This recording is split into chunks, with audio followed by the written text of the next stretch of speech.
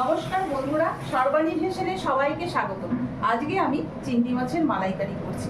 তার জন্য দেখো, আমি চিংড়ি মাছগুলো ভালো করে ধুয়ে নুন হলুদ মাখিয়ে রেখে দিয়েছি। এই যে চিংড়ি মাছগুলো ধুয়েছি, ধুয়ে নুন হলুদ মাখিয়ে রেখেছি। এখানে আছে নারকেলের দুধ, আমি নারকেল বেটে দুধটা বার করেছি। এটা হলো গরুর দুধ। পেঁয়াজ বেটে রেখেছি। এখানে হলো সর্ষে বাটা আছে, আদা রসুনের পেস্ট আছে, কাঁচা লঙ্কা বাটা আছে, এটা হলো পোস্ত বাটা আছে, টক দই আছে, নুন মিষ্টি আছে, কাজু বাটা আছে।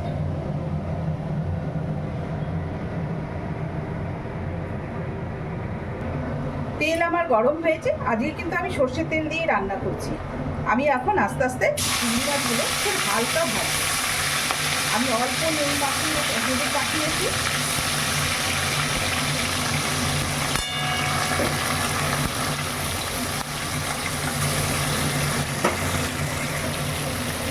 মাছ আমার ভাজা হয়ে গিয়েছে, এর চেয়ে বেশি আমি মাছ ভাজবো না। এখন আমি মাছগুলো তুলে ফেলছি।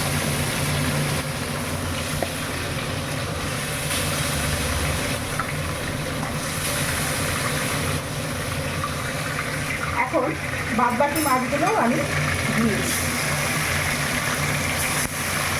তোমরা তো চিংড়ি মাছের মালাইকারি করে খাও, কিন্তু আজকে আমি যেইভাবে করছি সেইভাবে একবার করে খেও, খুব ভালো লাগবে।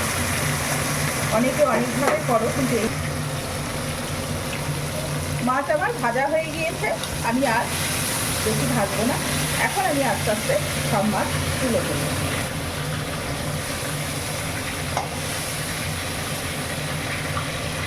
কড়াইয়ে আমি এখন আরেকটু তেল দিয়ে দিই।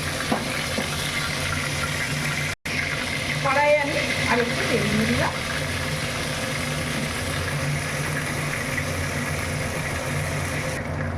তেল গরম হয়ে গিয়েছে। আমি সোমবারে গোটা গরম মশলা দিই। এখানে দুটো মিডিয়াম সাইজের পেঁয়াজ বেটেছি, সেই পেঁয়াজ দিয়ে আমি একটু গ্যাস কমিয়ে পেঁয়াজটা ভেজে নিই। পেঁয়াজটা আমার এই যে এরকম ভাজা হয়েছে, লাল করে ভেজে নিয়েছি। এখন আমি এখানে আদা রসুনের পেস্টটা দিয়ে দিই। দিয়ে আমি পেঁয়াজের সাথে একসাথে দিই।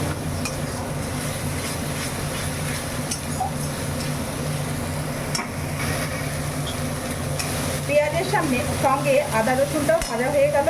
এখানে আমি হাফ চামচ লঙ্কা বাটা দিলাম। আমি যেহেতু সর্ষের সাথে পোস্তের সাথে লঙ্কা আমি বেটেছিলাম, তার জন্য আমি এখানে হাফ চামচ দিলাম। এর মধ্যে আমি কালো সর্ষে সাদা সর্ষে একসাথে নুন আর লঙ্কা দিয়ে বেটে নিয়েছি, সেটা আমি দিই।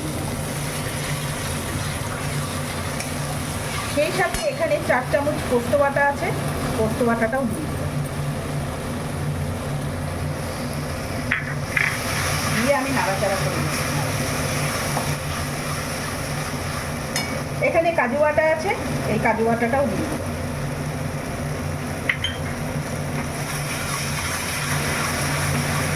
কালারটা খুব সুন্দর। এখানে পরিমাণ মতো নুন চিনি আছে, দিয়ে দিলাম।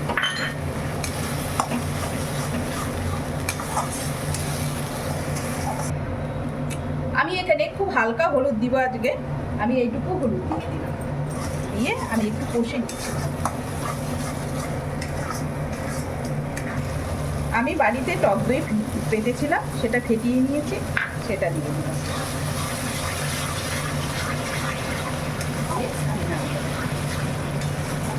আজকে আমি জল দেব। আমি গরুর দুধ দেবো জলের বদলে। তোমরা যদি মনে করো জল দিয়ে করবে, জল দিয়ে করো। আমি গরুর দুধ দিয়ে মাছটার মধ্যে দিচ্ছি। এখানে গরুর দুধ আছে, এই দুধটা আমি দিয়ে দিলাম।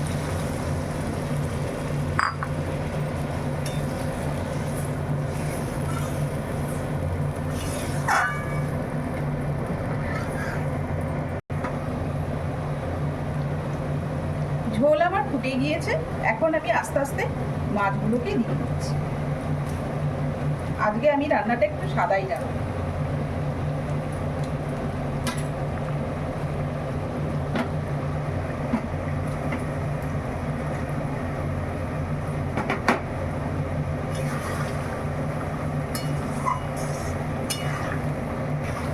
মাছ দিয়ে আমার ফুটে গিয়েছে। এখন আমি নারকেলের দুধটা যে রেখেছিলাম, আমি সেই নারকেলের দুধটা দিয়ে দিলাম। নারকেলের দুধ দিয়ে আমি বেশি ফোটাবো না, তার জন্যই আমি শেষে নারকেলের দুধটা।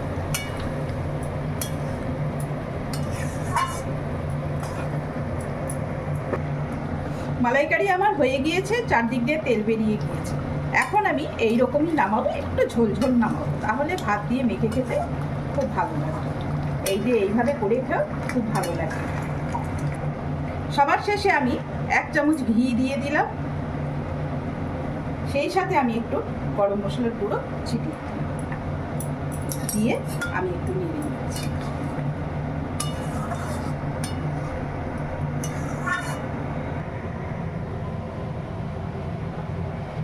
এই হলো আমার চিংড়ি মাছের মালাইকারি। তোমরা দেখে বলো কেমন হয়েছে।